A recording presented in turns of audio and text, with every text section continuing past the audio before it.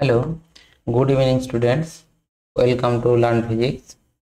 আজ অনেক দিন পর তোমাদের এমসিকিউ যে সিরিজটা করছিলাম, মানে তোমাদের ফার্স্ট সেমিস্টারে এমসিকিউ এর সলিউশন এবং হিন্টসের যে ক্লাসগুলো করছিলাম, তার লাস্ট দুটো চ্যাপ্টার বাকি ছিল, সেগুলো করার চেষ্টা করব।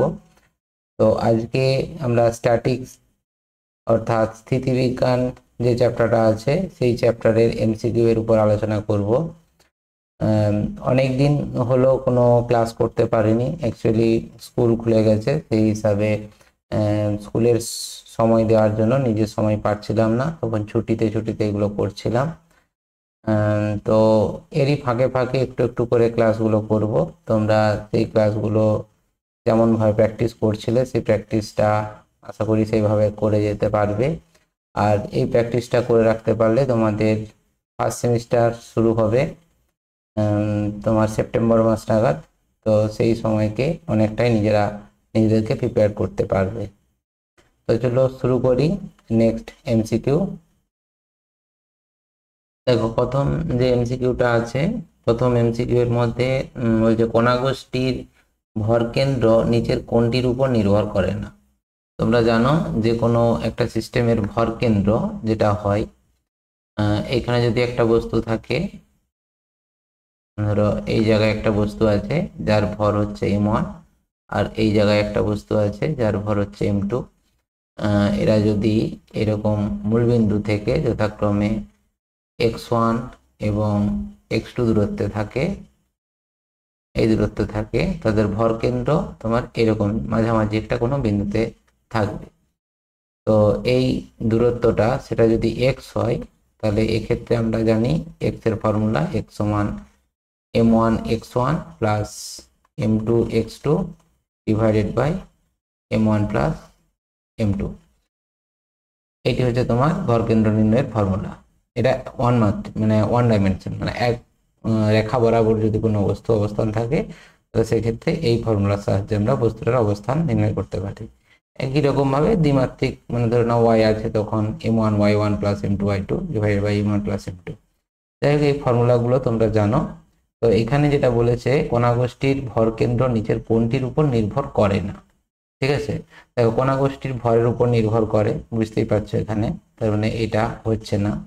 তারপর আহ কণাগুলির অবস্থান অবস্থান দেখতে পাচ্ছ x1 x2 দুটোর উপর নির্ভর করছে, তার মানে এটা হবে না। কণাগুলির মধ্যবর্তী দূরত্ব, তাহলে এই অবস্থানটাও দূরত্বের মধ্যে, মানে এই দূরত্বটা অর্থাৎ এই x1 আর x2, মানে এখানে তোমার x2 মাইনাস x1, এইটার মধ্যবর্তী দূরত্ব চেঞ্জ হয়ে যাওয়া মানেই x1 x2 চেঞ্জ হবে, তার মানে এটার উপর নির্ভর করে। তাহলে এই অপশনটা হচ্ছে না। তাহলে কণাগুলির উপর প্রযুক্ত বল এটাই হবে। তাহলে কণাগুলোর উপর যদি বল প্রয়োগ করো, তাহলে সেক্ষেত্রে তার ভরকেন্দ্রের কোনো পরিবর্তন হবে না, বাকিগুলো যদি কোনো পরিবর্তন না হয়। ঠিক আছে, আচ্ছা নেক্সট যেটা আছে, কোনো বস্তুর ভরকেন্দ্র। ভরকেন্দ্র সবসময় বস্তুর কেন্দ্রে অবস্থিত হয়, মানে এগুলো তোমরা জানো, নির্দিষ্ট কোনো জ্যামিতিক আকার বিশিষ্ট কোনো যদি বস্তু হয়, তাহলে তার ক্ষেত্রে তার ভরকেন্দ্রের যে অবস্থানগুলো হয় সেগুলো কোথায়, যদি কোনো বস্তুর আকার গোলাকার হয়, ঠিক আছে, কোনো গোলাকার আকার, এরকম যদি গোলাকার আকার হয়, তাহলে সেক্ষেত্রে তার গোলক যদি হয়, তাহলে গোলক হলে বুঝতেই পারছো তার মধ্যবিন্দুতে, মানে সেন্টারে থাকবে। এরকম যদি কোনো সরল দণ্ড হয়, তার মধ্যবিন্দুতে হবে। ঠিক আছে, এরকম যদি কোনো ত্রিভুজ হয়, সমবাহু ত্রিভুজ যদি হয়, তাহলে সেক্ষেত্রে তাদের যে মধ্যমা, সেই মধ্যমা গুলোর ছেদ বিন্দু যেটা, সেখানে তোমার হবে। হুম, তাহলে এইগুলো দেখতে পাচ্ছ পদার্থের মধ্যেই হচ্ছে। হুম, কিন্তু যদি কোনো একটা রিং হয়, রিং, এটা গোলক, এটা গোলক নিরেট বা ফাঁপা, আর এটা যদি রিং হয়, এই রিং এর ক্ষেত্রে তোমার মধ্যবিন্দু থাকবে, তখন কিন্তু এটা পরিবাহীর বাইরে হবে। ঠিক আছে, সেই হিসাবে সব সময় বস্তুর বাইরে অবস্থিত হয় এটা হবে না, সব সময় বস্তুর মধ্যে কোথাও অবস্থিত হবে এটাও সব সময় হয় না, সব সময় কিন্তু হয় না, সব সময় বস্তুর কেন্দ্রে অবস্থিত হবে সেটাও হবে না। সুতরাং অপশন ডি এরটা বস্তুর ভিতরেও থাকতে পারে, বাইরেও থাকতে পারে। ঠিক আছে, এটাই হবে। হুম, কারণ কোনো কোনো ক্ষেত্রে যে বললাম দণ্ডটার ক্ষেত্রে যেমন তার অভ্যন্তরে আছে, গোলক যদি হয় তার অভ্যন্তরে থাকবে, ঠিক আছে, রিং যদি হয় তখন তা কিন্তু তার বাইরে থাকছে। এই যে আমি ত্রিভুজাকার পাত যদি বলি, পাত হলে তার মধ্যবিন্দুতে মানে পদার্থের মধ্যেই হচ্ছে, কিন্তু এটা যদি একটা ত্রিভুজাকার কোনো দণ্ড হয় বা তার হয় তার ক্ষেত্রে পরিবাহীর বাইরে হবে। ঠিক আছে, সেই জন্য অপশান ডি এরটা হচ্ছে। বোঝা গেল? আচ্ছা, নেক্সট কি আছে, ভর কেন্দ্রের সাপেক্ষে নিম্নলিখিত কোন রাশি শূন্য, কোন রাশিটি শূন্য হবে? ভর কেন্দ্রের সাপেক্ষে, ঠিক আছে, ভর কেন্দ্রের সাপেক্ষে দেখো একটা বস্তু যদি গতিশীল থাকে তাহলে তার ভর কেন্দ্রও গতিশীল থাকবে, ত্বরণ থাকলে ত্বরণও থাকবে, ঠিক আছে। তো সেই হিসাবে এক্ষেত্রে ত্বরণ সেটা কিন্তু শূন্য হবে না, ঠিক আছে, সেই জন্য এই অপশনটা হচ্ছে না।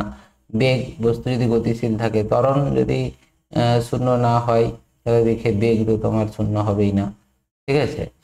বলের ভ্রামক, তাহলে বলের ভ্রামক এক্ষেত্রে বস্তুর উপর যখন বল প্রয়োগ করবে তখন তার একটা ভ্রামক থাকবে, তো সেই ভ্রামকের জন্য বস্তুটা একটা স্থির বিন্দু বা অক্ষকে কেন্দ্র করে আবর্তন করতে যায়।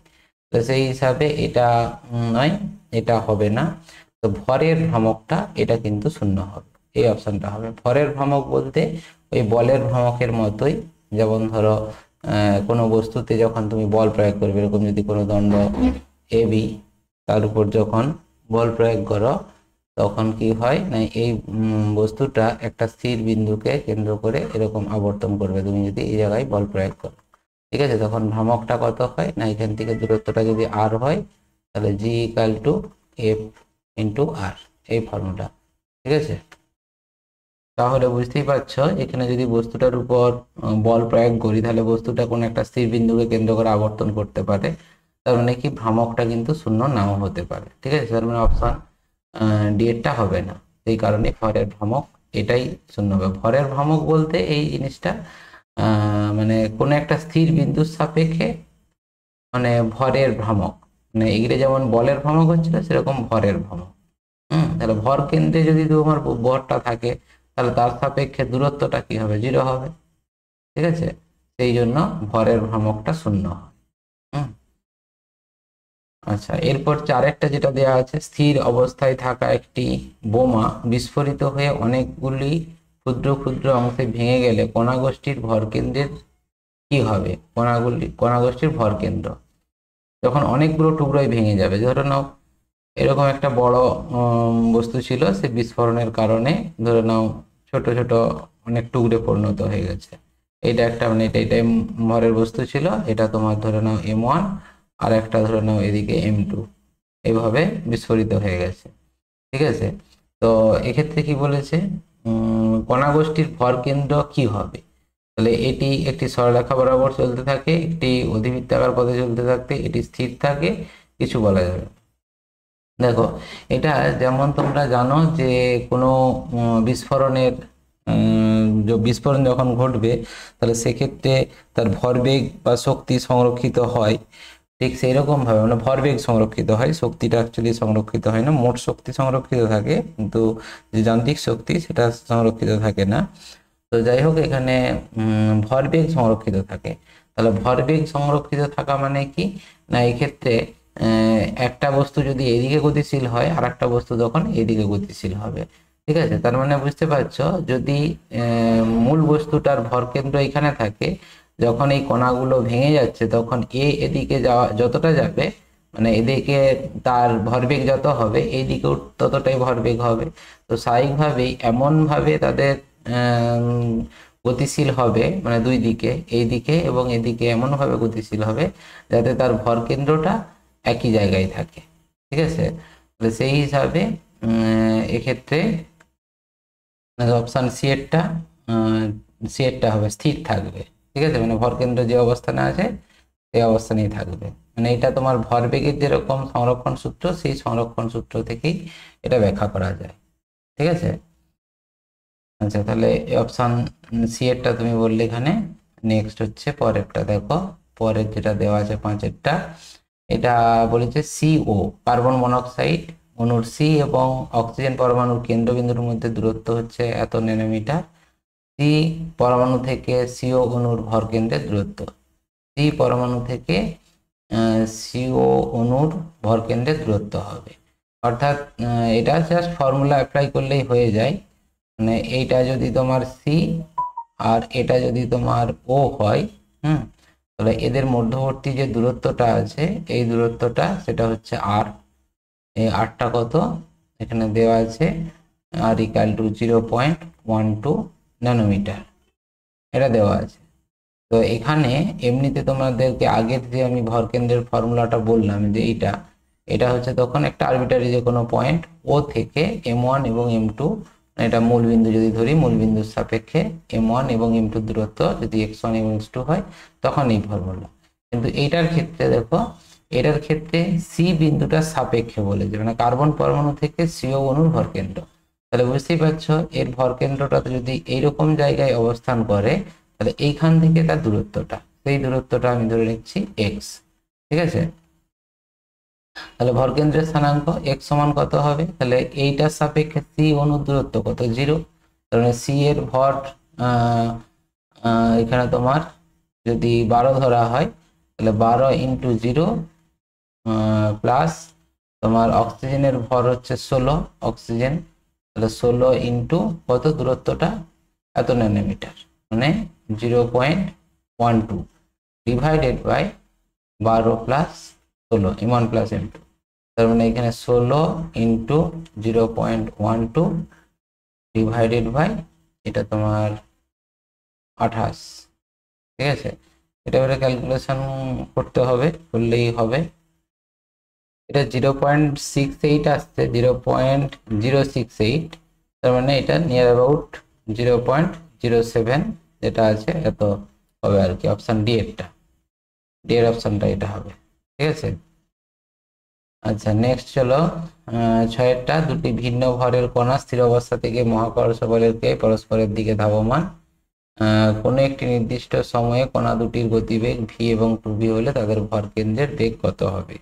ঠিক আছে, এক্ষেত্রে দেখো এদের যে ফর্মুলা, ভরকেন্দ্রের যেরকম স্থানাঙ্ক ছিল না, ভরকেন্দ্রের স্থানাঙ্ক m1 x1 plus m1 x2 m2 x2 divided by m1 plus m2, এক্ষেত্রেও সেরকম ভরকেন্দ্রের বেগ এটা যদি v হয়, v সমান m1 v1 plus m2 v2 divided by m1 plus m2, একই রকম ভাবে।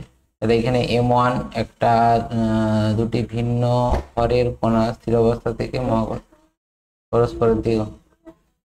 আচ্ছা, এখানে তোমাদের m1 আর m2 এর মধ্যে সম্পর্কটা নিয়ে আসতে হবে। সেটার জন্য তোমরা জানো এখানে যদি এর ভর m1 এবং এটার ভর যদি m2 হয় তাহলে এরা তো বিপরীত দিক থেকে আসবে। তাহলে বেগ v1 এবং v2 হলে তাহলে এক্ষেত্রে মহাকর্ষ বল, যেহেতু মহাকর্ষ বলের ক্রিয়ায় আসছে, এদের ভরবেগটা সংরক্ষিত হয়। তাহলে ভরবেগ সংরক্ষিত হলে তাহলে m1 v1 equal to m2 v2 হবে। তার মানে এখানে m1 v1 equal to m2 v2, মানে এটা হয়ে যাচ্ছে 2 m1 v1 ডিভাইডেড বাই এখানে m1 প্লাস m2 জায়গায় আমি বসে দেবো m2 সমান কত, m1 v1 বাই v2। এখানে m1 ইন্টু v1টা v আর v2টা হচ্ছে 2v, মানে m2 সমান m1 বাই 2।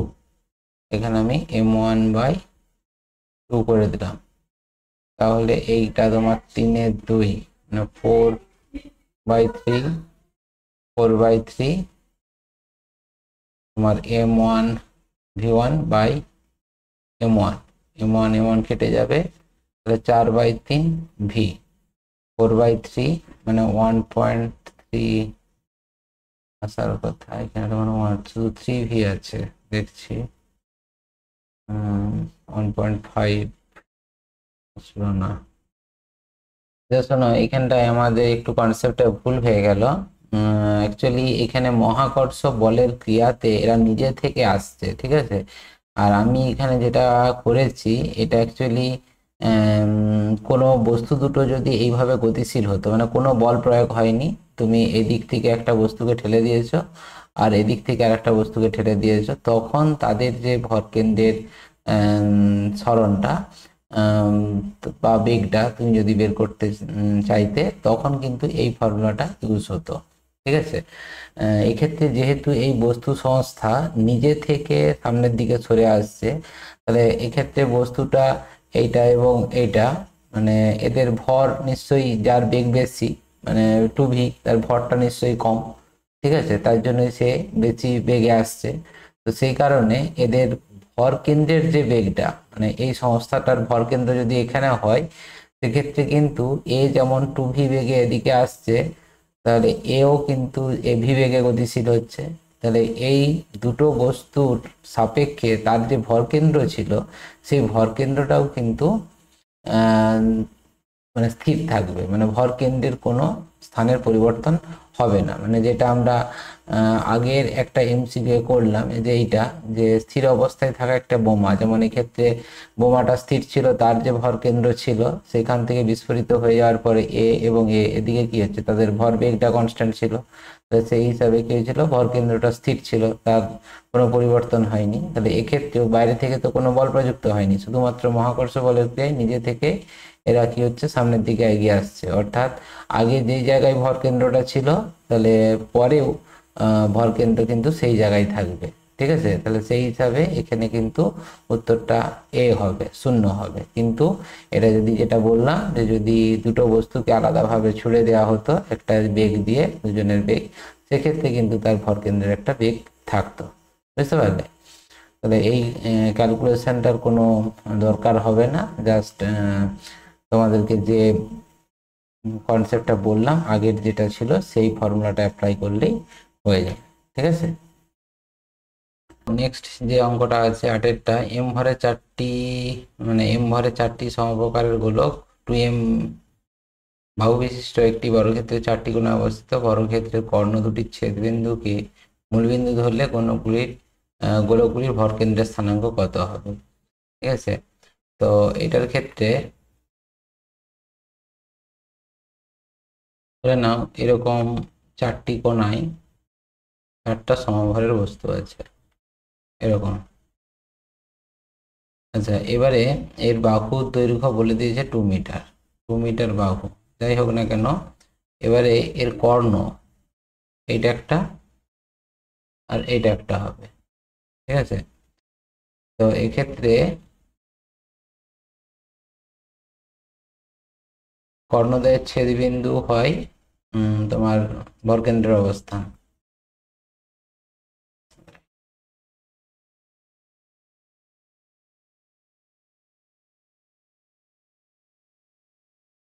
এইটা একটা আর এইটা,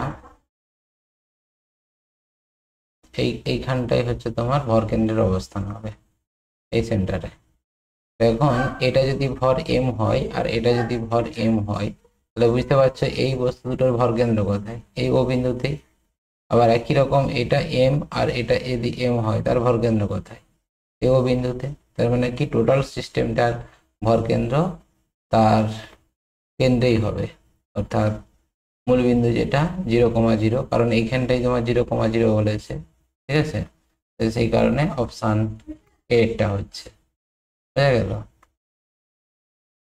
আচ্ছা, 9টা বলেছে কোনো কণাগোষ্ঠীর উপর মোট বল 0 হলে নিচের কোনটি স্থির নাও থাকতে পারে। আচ্ছা, নাও থাকতে পারে বলেছে, মোট বল 0 হলে। সেক্ষেত্রে কোনো মোট বল 0 হচ্ছে, তাহলে মোট বল 0 হলে এটা স্থির থাকতে, ভরবেগ স্থির থাকে। আচ্ছা, তার গতিশক্তি, বল প্রয়োগ করছে না মানে কার্য হচ্ছে না, তাহলে মানে গতিশক্তিও স্থির থাকবে। স্থির নাও থাকতে পারে বলেছে, সেক্ষেত্রে বস্তুর বেগ, বল প্রয়োগ করছো, মোট বল লব্ধি বল 0, তাহলে বেগের কোনো পরিবর্তন হয় না। এবারে বেগ থাকতেও পারে নাও পারে, কারণ কি বলতো, যদি বস্তুটা স্থির থাকে তাহলে তার উপর যদি লব্ধি বল 0 হয়, তাহলে সে স্থিরই থাকবে। আর যদি লব্ধি বল প্রযুক্ত হয় তাহলে কিন্তু ত্বরণ নিয়ে গতিশীল থাকবে। স্থির নাও থাকতে পারে, তার মানে কি বেগের পরিবর্তন হতে পারে, এবং এটাও হবে। তাহলে পড়ে থাকলো একটা, ডিটা হবে ভারকেন্দ্রের অবস্থান, এটা স্থির নাও থাকতে পারে। ঠিক আছে, যদি লব্ধি বল শূন্য হয়, লব্ধি বল শূন্য হলেও হলে নিচেরটি ভরকেন্দ্রের অবস্থান স্থির নাও থাকতে পারে। এটা এরকম ভাবে ভাবতে পারো, ধরো এটা একটা বস্তু, এটা ছোট এম ভরের, আর এটা একটা বড় বস্তু ধরো 2m ভরের। দুটো বস্তুর উপর তুমি এদিকে আর এদিকে, মানে যদি এরকম হয় সিস্টেমটা কোনো স্প্রিং এর মাধ্যমে যুক্ত আছে, ভরহীন কোনো স্প্রিং এর মাধ্যমে, তুমি এদিকেও একটা বল প্রয়োগ করেছে, এদিকেও একটা বল প্রয়োগ করেছে, তাহলে ক্ষেত্রে লব্ধি বলটা শূন্য হচ্ছে। কিন্তু দেখা যাবে তোমার হচ্ছে এই সিস্টেমটার উপর লব্ধি বল যেটা প্রযুক্ত হচ্ছে সেটা কিন্তু শূন্য। কিন্তু এই বস্তুটার ভরকেন্দ্র যদি তোমার এরকম জায়গায় হয়, তাহলে যখন বল প্রয়োগ করবে এরও সরণ ঘটবে এবং এরও সরণ ঘটবে, তখন আলটিমেট দেখা যাবে কি তার ভরকেন্দ্রের অবস্থান এটা কিন্তু পরিবর্তন হতে পারে। ঠিক আছে, তার কিন্তু পরিবর্তন ঘটবে, এই কারণে ভরকেন্দ্রের অবস্থানটার পরিবর্তন হতে পারে, এটা বলা আছে। আচ্ছা, নেক্সট হচ্ছে ডিএটটা, এই 10-এরটা বলেছে অনেকগুলি বস্তু কণাকে কেন্দ্রবিন্দু থেকে বিভিন্ন দিকে আর দূরত্বে রাখা হলো। ঠিক আছে, তাহলে এটা একটা সেন্টার, মানে বৃত্তের কেন্দ্র ভাবো এরকম, এরকম একটা বৃত্ত, সেই বৃত্তের কেন্দ্র হচ্ছে তোমার এই জায়গাটায়। তো এই কেন্দ্র থেকে বিভিন্ন দূরত্বে, বিভিন্ন দূরত্বে নয় সরি, কেন্দ্র থেকে একই দূরত্বে, এখানে এখানে এইরকম জায়গায়, এখানে এরকম বিভিন্ন জায়গায় তোমার প্রত্যেকটা দূরত্ব হচ্ছে আর, দূরত্ব আর আছে। এখানে তোমার কি করছে, অনেকগুলো বস্তুকণাকে কেন্দ্রবিন্দু থেকে বিভিন্ন দিকে আর দূরত্বে রাখা আছে, প্রত্যেকটা দূরত্ব কিন্তু আর যে কোনো দিকে হতে পারে। তাহলে এই কণাগুলির ভর কেন্দ্রের দূরত্ব, আচ্ছা দেখো এটা যদি সিমেট্রিক ভাবে থাকে, মানে কি সিমেট্রিক মানে ভাবে এই একটা বস্তু আর এই একটা বস্তু, মানে এটা ভর যদি সমান হয় তার কেন্দ্র কোথায় হবে, ভর কেন্দ্র এখানেই হবে। আর যদি ভর আলাদাও হয় তাহলে তাদের সংযোগ সরলরেখার উপর যে কোনো বিন্দুতে হবে। তাহলে আমি যদি সমান ভরে ধরে নিই তাহলে কিন্তু এই কেন্দ্রতেই হচ্ছে। আবার যদি এখানে একটা ভর আর এখানে একটা ভর থাকে, তাহলে তাদেরও যদি তোমার ভর সমান হয় তারও কিন্তু কেন্দ্রে থাকবে। আর যদি ভর আলাদা হয় তাহলে সংযোগ সরলরেখার যে কোনো বিন্দুতে অবস্থিত হবে, কিন্তু এই বস্তু দুটোর মাঝেই হবে। মানে এটা যদি M1 আর এটা যদি M2 হয়, তাহলে এর মাঝেই যে কোনো একটা বিন্দুতে অবস্থিত হবে। ঠিক আছে, তাহলে এরকম ভাবে প্রত্যেকটা বস্তুর ক্ষেত্রে একই রকম ভাবে প্রযোজ্য। তো সেই কারণে এর ভরকেন্দ্র বলছে ভরকেন্দ্রের দূরত্ব, মানে বস্তু সংস্থার ভরকেন্দ্রের দূরত্ব কেন্দ্র কেন্দ্র থেকে কতটা হবে, কেন্দ্র থেকে মানে ও বিন্দু থেকে ভরকেন্দ্রের দূরত্ব। তাহলে ও বিন্দুতেও হতে পারে, বা ও বিন্দু থেকে এরকম জায়গায়, এরকম জায়গায় এরকম হতে পারে, কিন্তু কখনোই এই পরিধির বাইরে হবে কি, কখনোই কিন্তু থাকবে না, বস্তু সংস্থার বাইরে কিন্তু কখনোই এটা হবে না এই ক্ষেত্রে। ঠিক আছে, সেই জন্য আর এর সমান, আর এর সমান বা আর এর থেকে ছোট, আর এর থেকে বড়, আর এর থেকে তো বড় কখনোই হবে না, আর এর সমান বা আর এর থেকে বড় না সেটাও হবে না। তার মানে অপশান বি আর এর সমান বা আর এর থেকে, মানে মোস্ট অফ দা টাইম এটা হচ্ছে তোমার বি এরটাই এই আর এর থেকে ছোট হয়, আর এর থেকে ছোট হয়, এখানে সমান বা ছোট যেটা দেওয়া আছে অপশান বি এটাই হবে। ঠিক আছে, আচ্ছা এবারে নেক্সট হচ্ছে তোমার পরে যেটা দেওয়া আছে M1 এবং M2 ভর বিশিষ্ট দুটি বস্তু পরস্পর থেকে আর দূরত্বে আছে, বস্তু দুটির ভরকেন্দ্র M1 ভর থেকে কত দূরত্বে অবস্থিত, পরস্পর থেকে আর দূরত্বে আছে। তাহলে এই ক্ষেত্রে এটা ক্যালকুলেশন করতে হবে, অ্যাকচুয়ালি এটা একটা ফর্মুলা, মানে ধরো এইটা আর এটা, এটা হচ্ছে M1 আর এটা হচ্ছে M2, এরা পরস্পর যে দূরত্বে আছে সেই দূরত্বটা হচ্ছে আর। হ্যাঁ, এটা আর দূরত্বে, বড় আর দূরত্বে আছে, বড় আর দূরত্বে আছে। তাহলে বস্তুর ভরকেন্দ্র M1 থেকে কত দূরত্বে, মানে এই বিন্দু থেকে দূরত্বটা বের করতে হবে। ঠিক আছে, তাহলে সেটা যদি ও বিন্দুতে থাকে তাহলে এইটা আমি ধরে নিচ্ছি ছোট হাতের আর। ঠিক আছে, তাহলে এই দূরত্বটা কত হবে? এই দূরত্বটা নিশ্চয়ই ক্যাপিটাল আর মাইনাস ছোট আর। ঠিক আছে, তোমাকে এই ছোট আরটা বের করতে হবে। তাহলে ফর্মুলা যেটা হয় তোমার R equal to M one r one, তাহলে এম1 ইন্টু 0, কারণ এই বিন্দুর রেসপেক্টে ধরছো, m one into 0 plus m two into, ভুল হলো, তোমার ভর কেন্দ্রটা তোমার এম1 বিন্দুর সাপেক্ষে, হ্যাঁ এম1 বিন্দুর সাপেক্ষে তুমি আর দূরত্বে ধরেছো। ঠিক আছে, তাহলে এটা হবে এম1 ইন্টু 0, মানে এম1 বিন্দুটা এখানেই আছে, এম1 বিন্দু থেকে যেহেতু ধরেছো, প্লাস তোমার M two into capital R, sorry, M two into R divided by M one plus M two. ঠিক আছে, তাহলে এখান থেকে এটা 0 হয়েছে, এটা M two into capital R by M one plus M two. ঠিক আছে, তার মানে অপশান বি এরটা হচ্ছে। নেক্সট আছে, কামান থেকে অনুভূমিকের সঙ্গে থিটা কোণে নিক্ষিপ্ত গোলা মাঝপথে বিস্ফোরিত হলো। মাঝপথে, ঠিক আছে, তাহলে এক্ষেত্রে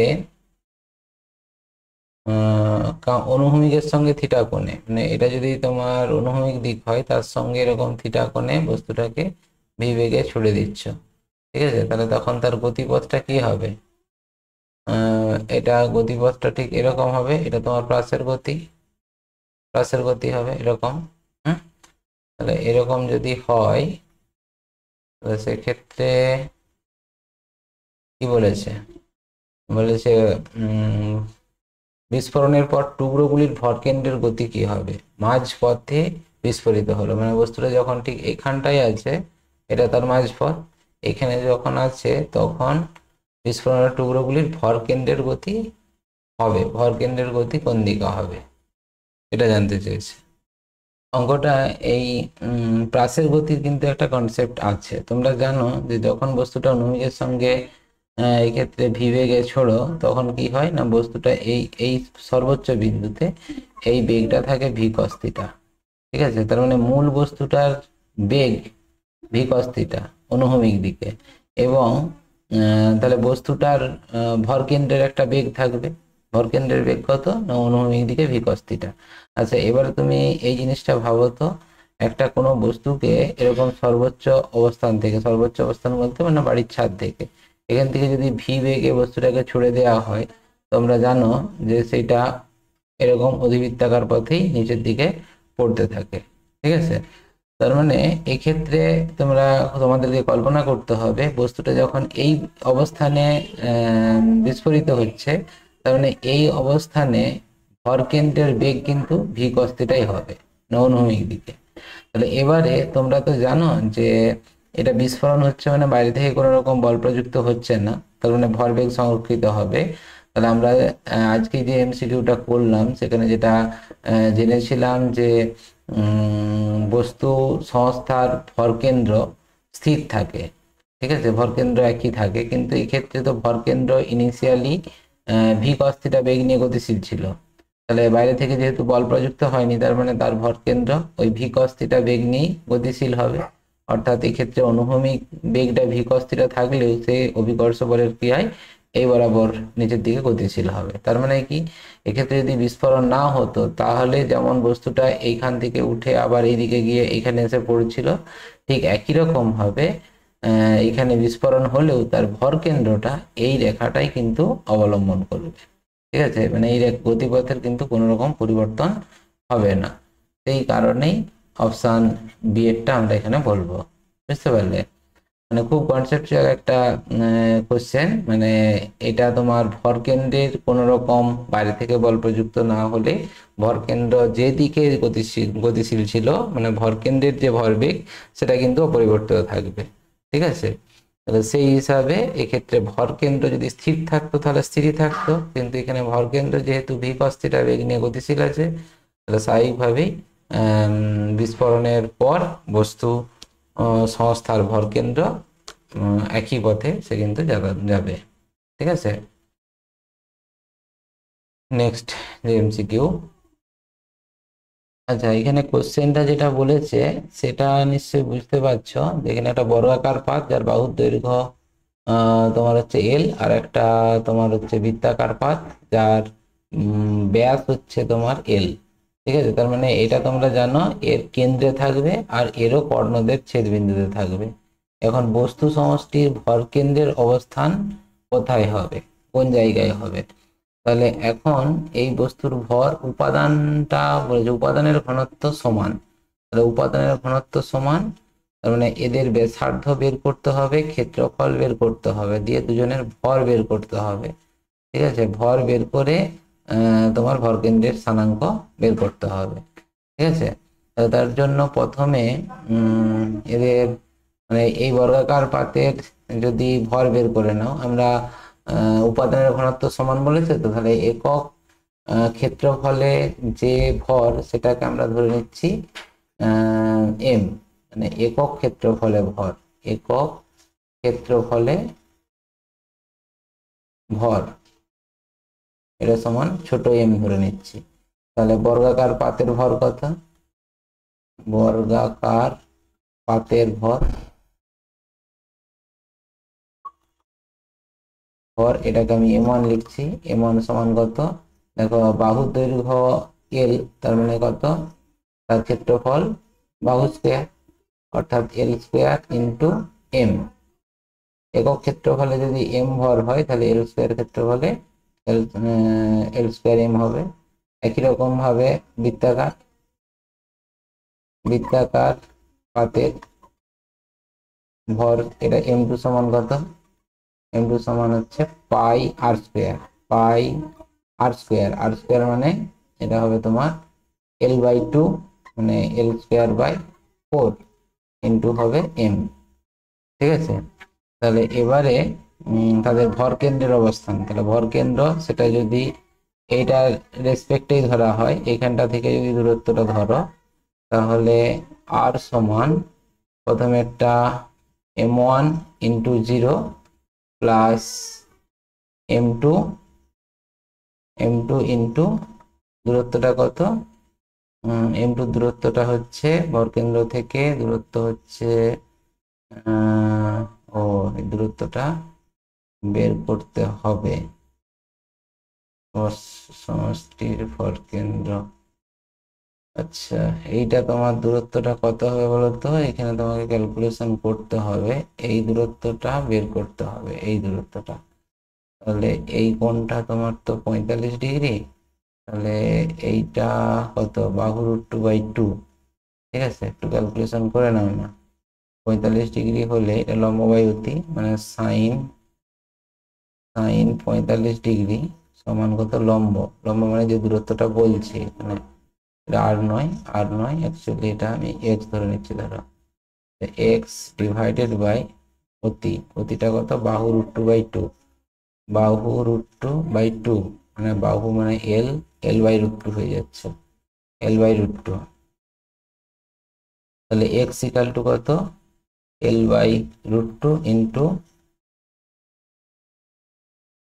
এল by root two into sine 45 degree 1/√2, মানে এল বাই টু, অর্ধেক হচ্ছে, অর্ধেক। আচ্ছা, তাহলে অর্ধেক আর এদিকে অর্ধেক মানে এল হচ্ছে। ঠিক আছে, তার মানে এই দূরত্বটা L divided by M one plus M two, M one plus M two. তাহলে এটা হয়ে যাচ্ছে এম টুর ভ্যালু হচ্ছে pi L square by four into M divided by M one হচ্ছে L square M plus pi L square by four into M. L square বাদ হয়ে যাবে, এম বাদ হয়ে যাবে, তাহলে pi by four divided by এটা হবে 1 + পাই বাই ফোর।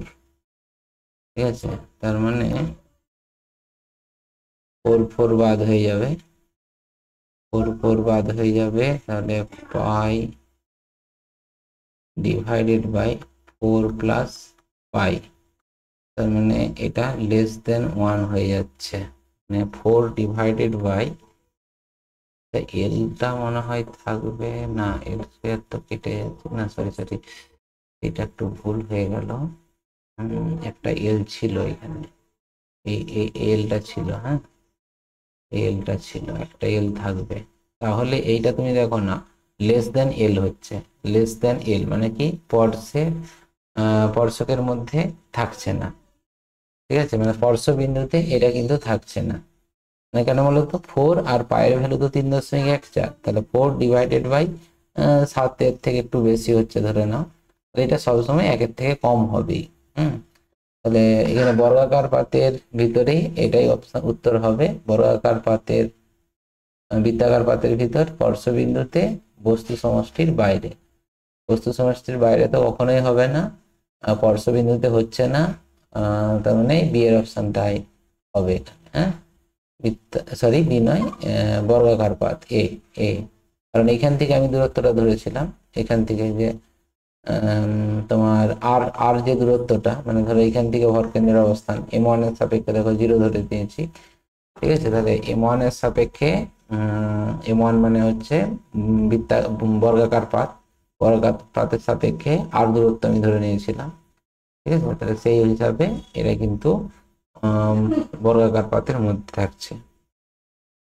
14 যে অঙ্কটা আছে দেখো, এম ভরে একটি বিচ্ছিন্ন কণা অনুভূমিক তলে এক্স ওয়াই বরাবর, মানে অনুভূমিক তল মানে এখানে আমি একটা জিনিস বলছি, এক্স অক্ষ বরাবরটা অনুভূমিক দিক ভাবো আর উলম্ব দিকটাকে ওয়াই অক্ষ ভাবো, ঠিক আছে, তো এক্স অক্ষ বরাবর ভূমি থেকে কিছু উচ্চতায় চলছে, মানে এরকম, এটা যদি ভূমি হয়, এটা ভূমি এক্স অক্ষ, সেটা কি হবে এইভাবে গতিশীল হচ্ছে কিছু উচ্চতায়, এরকম ভাবে বস্তুটা গতিশীল হচ্ছে, ধরে নাও এরকম জায়গায় পৌঁছালো বস্তুটা, যখন তখন কি হচ্ছে হঠাৎ বিস্ফোরিত হয়ে তোমার m/4 এবং 3m/4 টুকরে ভেঙে গেল, ঠিক আছে, কোনো এক মুহূর্তের পর ছোট টুকরোটি তোমার ছোট টুকরোটা মানে হচ্ছে m/4, টুকরোটি তোমার হচ্ছে কি হচ্ছে 15 × 10⁻⁴, মানে ওয়াই অক্ষ বরাবর এই জায়গায় গেল, তাহলে বুঝতেই পারছো আর একটা টুকরো তখন কিন্তু নিচের দিকে আসবে, যাতে করে সংস্থার ভরবেগ, মানে ভরবেগ কনস্ট্যান্ট থাকে বা ভর কেন্দ্রের অবস্থানটা একই হয়, ঠিক আছে, তো সেই হিসাবে এটা কিন্তু নিচের দিকে হবে, মানে এইটা হচ্ছে তোমার m/4 আর এটা হচ্ছে 3m/4, ঠিক আছে, তাহলে এর অবস্থানটা মানে এখান থেকে এই দূরত্বটা সেটা যদি কত, এটা বলে দিয়েছে 15 × 10⁻², এটা হয় এত মিটার, আর আরেকটা তখন কিন্তু কত হবে সেটা বের করতে হবে, এক্ষেত্রে যেহেতু ভরকেন্দ্রের স্থানাঙ্ক আমি যদি ধরে নিই, ভরকেন্দ্রের স্থানাঙ্ক এক্স, তাহলে এক্স সমান কত, তাহলে m1 x1 এটা ওয়াই অক্ষ বরাবর হবে, বুঝতেই পারছো, তাহলে এটাকে বড় হাতের ওয়াই ধরে নিচ্ছি, বড় হাতের ওয়াই, এটাকে ওয়াই ধরে নিই ছোট হাতের ওয়াই, তাহলে বড় হাতের y equal to m1 y1 m1 y1 plus m2 y2 by m1 plus m2, ঠিক আছে, এবারে কি হচ্ছে না এর ভরকেন্দ্রের তো কোনো পরিবর্তন হবে না, সেই জন্য এটা ইকুয়াল টু 0, এটা ইকুয়াল টু 0 হয়ে যাবে, তার মানে m1 y1 equal to minus of m2 y2, y2 বের করতে হবে, y2 সমান minus m1 by m2 into y1, তাহলে মাইনাস m1টা হচ্ছে তোমার, আমি এখানে হালকাটা ধরেছি, মানে m/4 ডিভাইডেড বাই 3m/4, ঠিক আছে, ইন্টু y1 মানে 15 × 10⁻², তাহলে এখানে m/4 কেটে গেল, তাহলে -5 × 10⁻², এটা মিটার, এটা হবে, তার মানে অপশন এটা হচ্ছে, বুঝতে পারলে, ঠিক আছে স্টুডেন্টস, আজকে এটা পর্যন্তই থাক, যে অঙ্কগুলো করলাম অঙ্কগুলো প্র্যাকটিস করো, কিভাবে করলাম এটা তো আশা করি বুঝতে পেরেছো। চলো দেখা হবে নেক্সট ক্লাসে। Thank you, good night.